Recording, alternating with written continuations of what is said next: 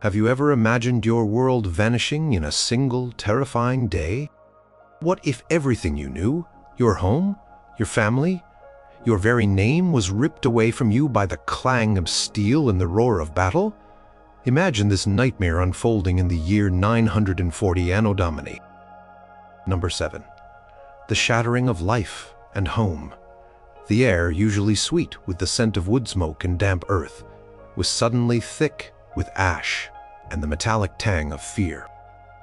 One moment, you were tending the garden, perhaps mending a tunic or sharing a quiet moment with your children. The next, the world exploded. The sound of distant drums, growing louder, replaced the familiar chirping of birds. Then came the screams. The village nestled by the river was often vulnerable, but never before had the terror struck with such brutal efficiency. This was 940 Anno Domini, a time when borders were fluid and the strong took what they desired from the weak. When the raiders came, they came like a storm. They might have been Norsemen, their longboats sleek and menacing on the water, or perhaps Magyar horsemen swift and devastating as a whirlwind, or even Frankish warriors seeking new lands and spoils for their lord. Their faces, obscured by helmets or grim determination, were a blur of violence. You saw your neighbors fall, heard the cries of those who couldn't flee fast enough.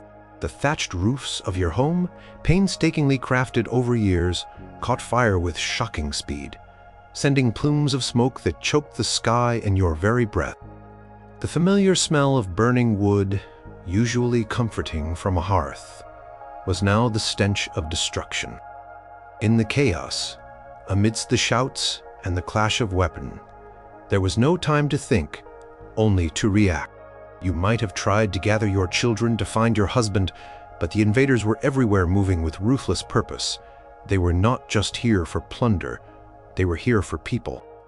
A rough hand seized your arm, pulling you away from the inferno of what was once your life. You struggled, perhaps, but their strength was overwhelming, their numbers too many. Your world, once rooted in the soil of your ancestors, was being uprooted, torn from its foundations. The images burned into your mind were indelible. The terrified faces of those you loved, the last glimpse of your burning dwelling, the chilling realization that everything you had ever known was gone, reduced to embers and memory. Scholars studying this period, like those who analyze the Anglo-Saxon Chronicle or the sagas of the Norse, note the devastating impact of such raids on settled communities. Villages were often wiped clean, their inhabitants either killed or captured. For a woman, the loss was absolute. Her identity was often intrinsically tied to her kin and her community. She was a daughter of this household, a wife to that man, a mother to these children, a member of this village. All of that was ripped away. There was no time for mourning, no space for grief, just the cold, hard shock of forced survival. The physical assault on the village was mirrored by the psychological assault on her spirit. The world, once a place of relative certainty and familiar rhythms, had become an unpredictable, terrifying void. This sudden, violent transition from free person to captive was the first and perhaps most profound horror, because it stripped away the very essence of who she was. The sheer terror of witnessing the destruction of everything dear, the helplessness as loved ones were slain or dragged away, carved a permanent scar on the soul, a wound that would never truly heal. Number 6. The brutality of the journey. The immediate terror of the raids slowly gave way to a new, insidious horror. The journey. Once seized, you were not simply brought to a new place. You were forced to march, sometimes for weeks or even months, through unfamiliar lands under the watchful, often cruel eyes of your captors.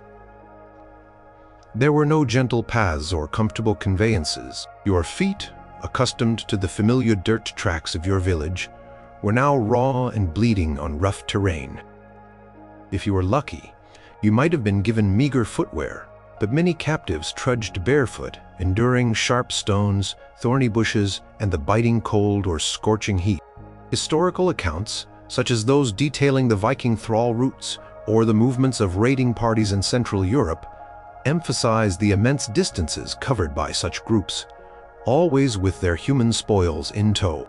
Chains, ropes, or simple bonds of coarse cordage might have secured you. Not always tightly, but enough to remind you of your new status, property. The pace was relentless. You had to keep up or face the consequences. A prod from a spear butt, a shove, or worse, a lash from a whip, was the common incentive. The captors had no interest in your comfort.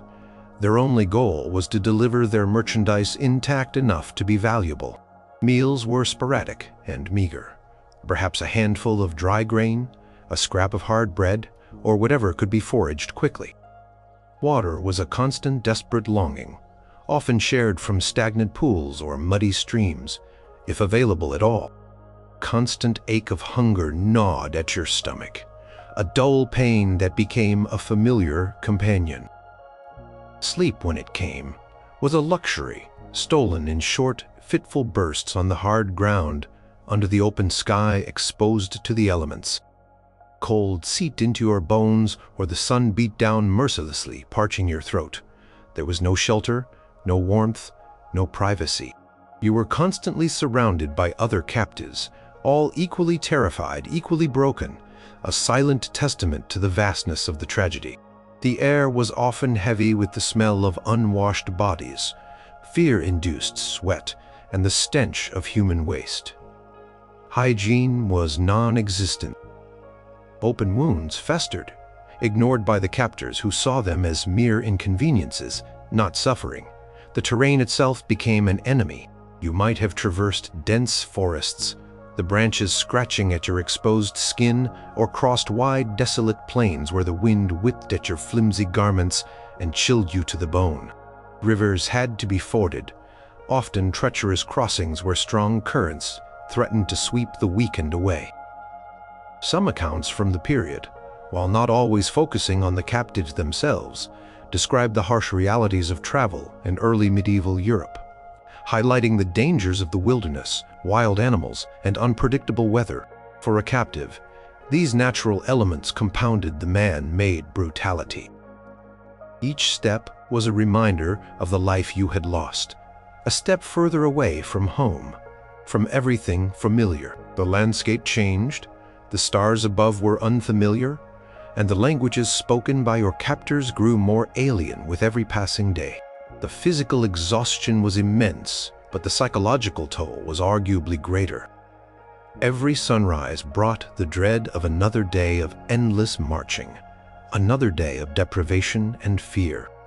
The journey was not just a movement from one place to another, it was a brutal, dehumanizing transition, stripping away physical strength and mental resilience, preparing the captive for the grim reality that awaited them at the journey's end. This relentless march of suffering forged a new kind of existence, one defined by the relentless struggle for mere survival against overwhelming odds. Number 5. The threat of sexual violence and dehumanization. Perhaps the most insidious and pervasive horror for a female captive in 940 Anno Domini was the constant, ever-present threat of sexual violence and the profound dehumanization that accompanied. From the moment of capture, a woman ceased to be recognized as an individual with rights, dignity, or autonomy. She became, in the eyes of her captors and the society they represented, an object, a piece of property, a spoil of war. This transformation was immediate and devastating, eroding her sense of self and her very humanity. Historical records, though often written by men and from the perspective of conquerors, contain chilling hints of this reality.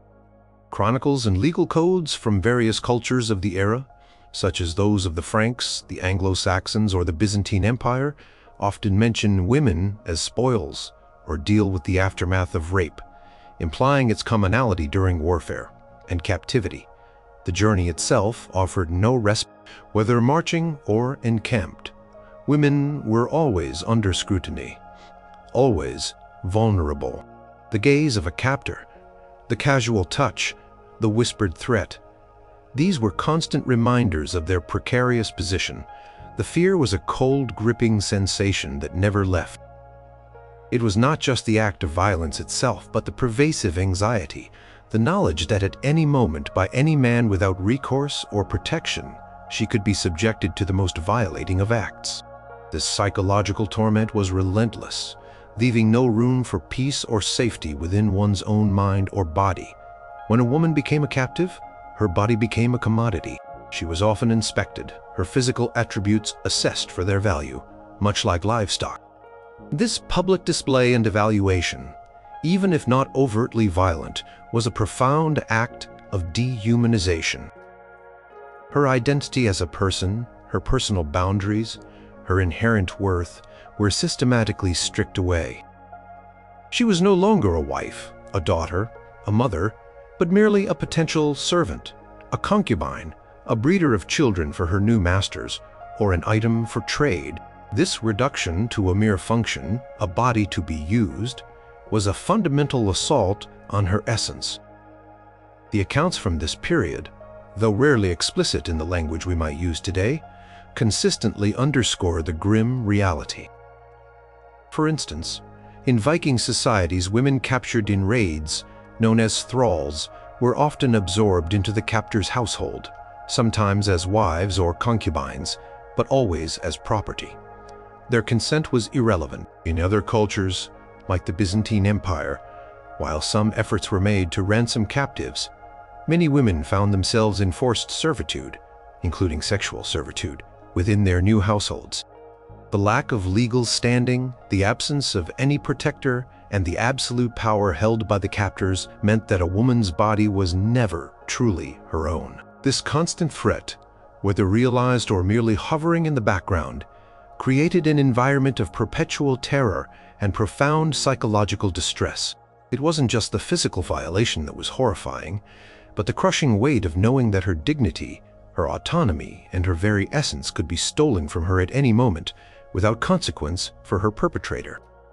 This complete loss of control over her own body and destiny, coupled with the systematic stripping away of her personhood, was a defining horror of female captivity in the 10th century, leaving an indelible mark of trauma and dehumanization that extended far beyond the immediate act of violence. Constant awareness of her vulnerability, the knowledge that her physical and emotional well-being were entirely at the whim of her captors, was a form of psychological torture that never ceased. Number 4. The scourge of disease and neglect. Survival during the journey, and even once settled in a new, unfamiliar place, was a brutal lottery, often decided by the invisible enemy, disease. 10th century was an era before modern medicine, before an understanding of hygiene, before vaccines or antibiotics. For a captive, weakened by malnutrition, exhausted by forced marches, and perpetually stressed by fear and uncertainty, the body's natural defenses were severely compromised. It was an environment ripe for illness to take hold and spread with devastating speed. Scholars who study medieval demography and health are starkly aware of the high mortality rates even among free populations. For captives, these rates would have been astronomically higher. The conditions of captivity were breeding grounds for contagion. Whether crammed into unsanitary holding areas before sale, or living in crude makeshift camps during the journey, or even housed in the less desirable corners of a captor's household, cleanliness was a forgotten concept. Human waste, if not properly managed, attracted flies and fostered bacteria. Lice and fleas were constant companions carrying their own diseases. Water sources were often contaminated, leading to outbreaks of dysentery and cholera-like illnesses. The symptoms, relentless vomiting, debilitating diarrhea, and severe dehydration, quickly sapped what little strength a captive had left. Many died on the journey, their bodies simply left by the roadside, unmourned and unburied, a testament to the brutal indifference of their captors. Wounds, whether sustained during the initial battle or from the harshness of the journey, were rarely treated. Cut A scrape or a blister could quickly turn into a raging infection.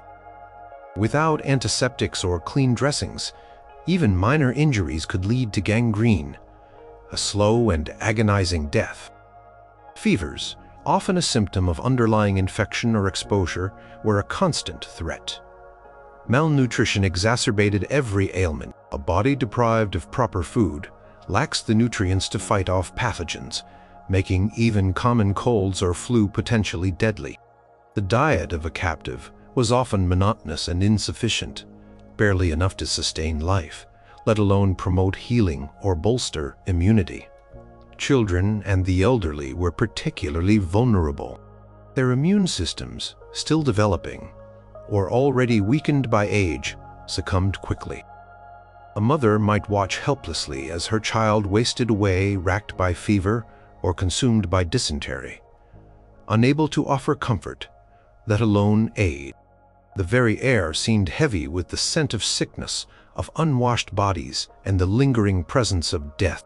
There were no healers for captives, no compassionate hands to bring a cooling cloth or administer herbal remedies.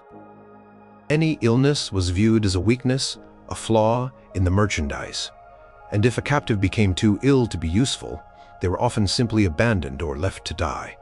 The lack of basic human care was a constant and pervasive horror. The very notion of health was a luxury afforded to the free. For the captive, disease was not an occasional misfortune, but an ever-present specter waiting to claim them. It stripped away not just physical well-being, but hope. The sheer indifference of their captors to their suffering was a chilling reminder of their diminished status, a brutal confirmation that their lives held little value beyond their capacity for labor. Surviving the journey and the initial shock of captivity was one challenge. Surviving the invisible onslaught of sickness and the profound neglect that facilitated its spread was another equally terrifying gauntlet. Number 3. The burden of forced labor. If a female captive survived the shattering raid, the brutal journey, and the onslaught of disease, she was then thrust into a life of unrelenting forced labor. Her value, in her new world, was directly tied to her physical capacity to work. This was not the familiar rhythm of seasonal tasks in her own home. This was grueling, often unfamiliar, and endlessly demanding toil, driven by the will of her new masters. Historical accounts from the medieval period, from Byzantium to the emerging states of Northern Europe, consistently portray slaves as a primary source of labor, whether in agriculture, domestic service, or various trades. The type of labor varied widely depending on where she ended up. If she was sold to a rural household, her days would be spent in the fields alongside other laborers, perhaps even animals. She might be tasked with plowing, harrowing, sowing seeds, or harvesting crops, back-breaking work from dawn until dusk. The land might be harsh, the tools rudimentary, and the demands unrelenting. She would be exposed to the elements, working through scorching summers and freezing winters, her clothes often thin and inadequate.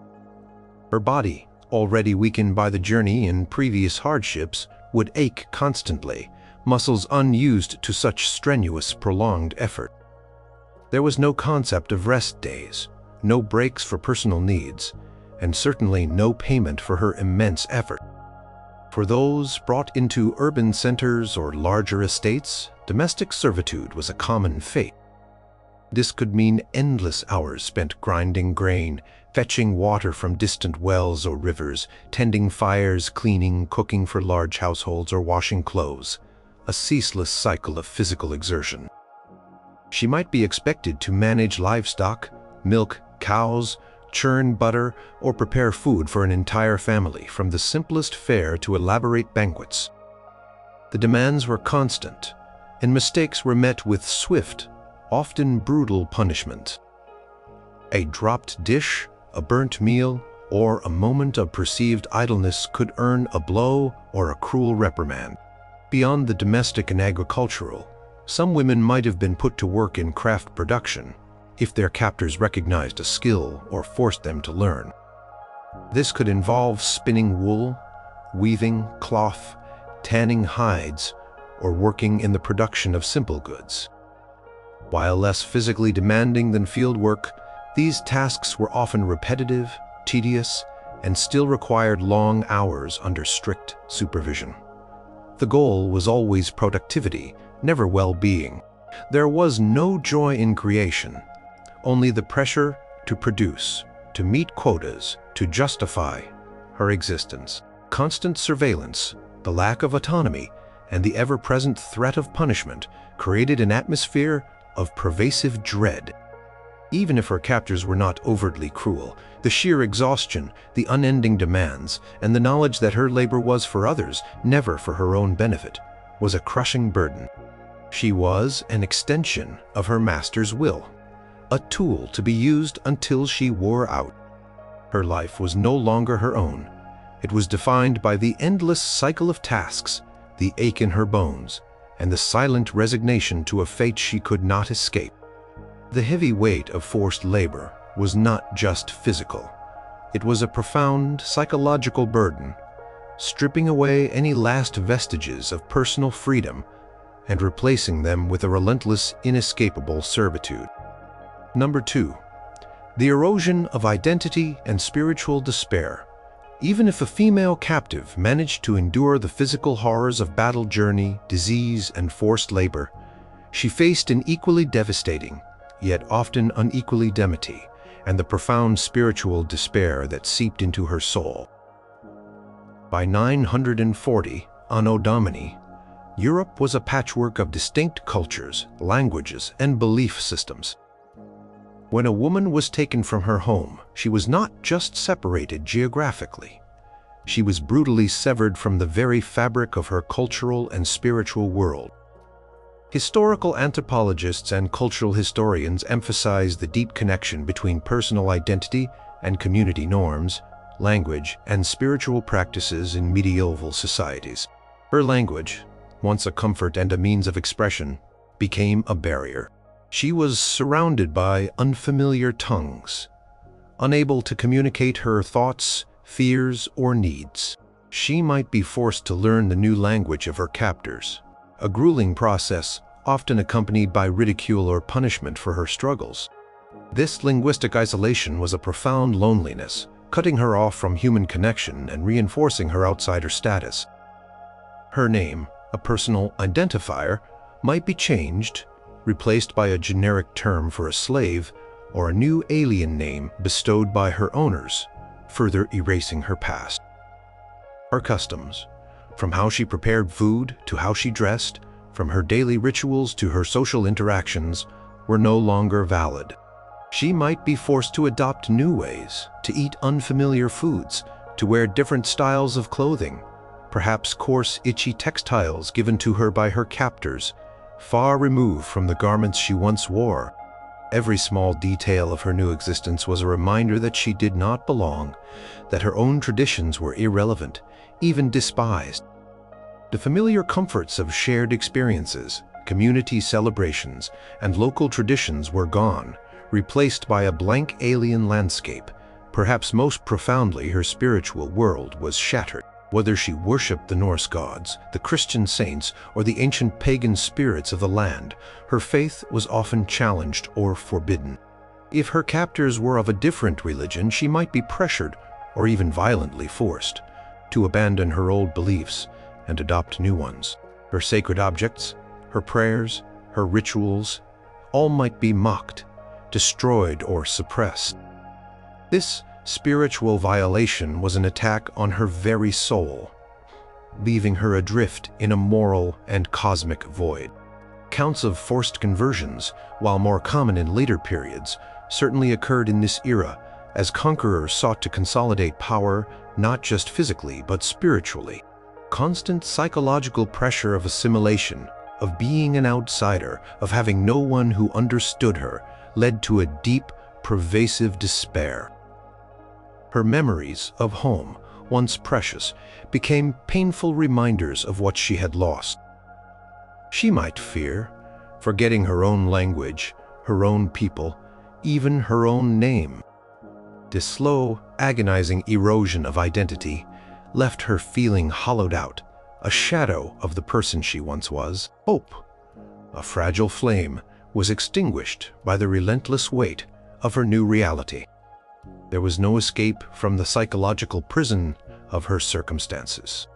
This spiritual and cultural devastation was a horror that continued long after the physical wounds had healed, leaving an enduring scar on the deepest parts of her being, a permanent sense of displacement and loss that transcended all other forms of suffering. Number 1. The uncertain future and resale. Even if a female captive miraculously survived the initial horrors, endured years of brutal labor, and navigated the spiritual desolation of her new life, the threat of an uncertain future and the constant possibility of resale loomed large. Her life was never truly settled.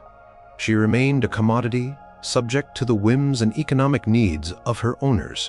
The slave trade was a significant part of the economy in 940 Anno Domini across various cultures, from the vast markets of Byzantium to the trading posts of the Norse world and beyond. Captive was not a permanent fixture. She was an investment, an asset that could be liquidated or exchanged at any moment. The threat of being sold again meant a constant state of anxiety. Just as she might begin to understand the language, adapt to the customs, or even form tentative connections with other captives or even some members of her owner's household, the fear of being uprooted again was ever present. She might be sold due to her master's financial difficulties, or as part of an inheritance, or simply because a better price was offered by a passing merchant. This was not a move to a new village or a new region. It was a complete severance, a plunge back into the terrifying unknown, often to a place even further away with entirely different customs and an even more alien language. The slave market itself was a horrifying spectacle. Whether in a bustling port like Dublin or Hathabu or a more informal gathering of traders, captives were displayed, inspected, and haggled over like animals. Her body, her teeth, her physical condition, all would be scrutinized by potential buyers. The humiliation of this public assessment, the loss of any remaining shred of dignity, was profound. She would stand naked, or nearly so, before strangers, her future hanging on their assessment of her utility or her perceived value. This commercial transaction reduced her to a mere object stripped of all humanity. A resale could mean being separated from any children she might have borne in captivity, or from any companions who had shared her plight. Family ties, even those formed in the crucible of slavery, were disregarded. Children, particularly, were valuable commodities and could be sold off independently of their mothers.